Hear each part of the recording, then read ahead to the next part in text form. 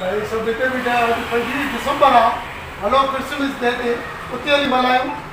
अरे उहे टोपियूं पाइण खां त हीअ झूलेलाल साईं टोपी पाए जेको असांजे सिंधियुनि जो इष्ट देव आहे, असांजे सिंधियुनि जो सांता क्लॉज आहे। वाह वाह बढ़िया। साईं हिन जी टोपी पायो कि न ॿाहिरियूं हो टोपियूं था पायो पिया।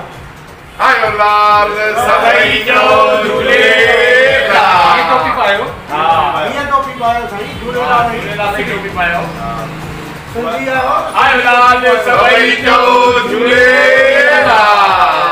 उहा टोपी पाइण आहे, टोपी पाइण सही। हां ॿियो साईं इहा ॻाल्हि आहे आर्टिफिशियल वण जे अॻियां तव्हां जेकी जोता बारियो इहा जो तुलसी अॻियां बारियो जेका जंहिंमां तव्हां 100 फ़ाइदा आहिनि।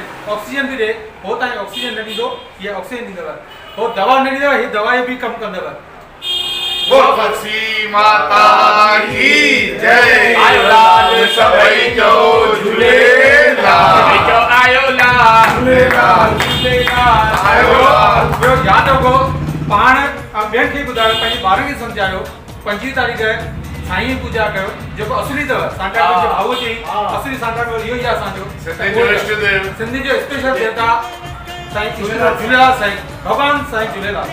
अॼु खां पोइ 25 दिसंबर कैंसल। साईं लाल साईं जी पूजा कबी तुलसी माता जी पूजा कबी। आयो लाल सभई जो झूलेलाल। मेरा ही पास साईं शाहूकार। आयो लाल कयो झूलेलाल। आयो लाल झूलेलाल। झूलेलाल आयो लाल।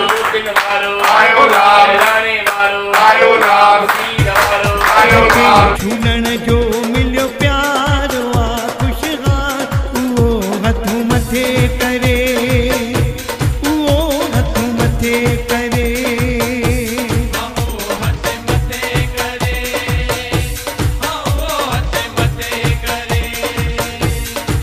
ओ जेके झूलण कयो मालामाल, ओ जेके लालण कयो मालामाल, उहो हथ मथे करे, उहो हथ मथे करे।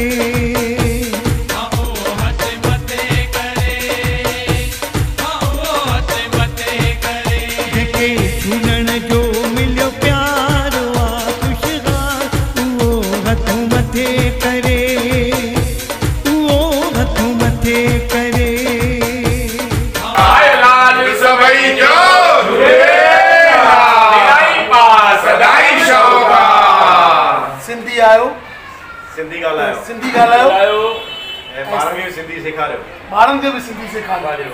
आयो लाल सभई जो झूलेलाल। सभई सिंधीअ में ई ॻाल्हायो। झूलण जी जय बि सिंधीअ में ई कयो।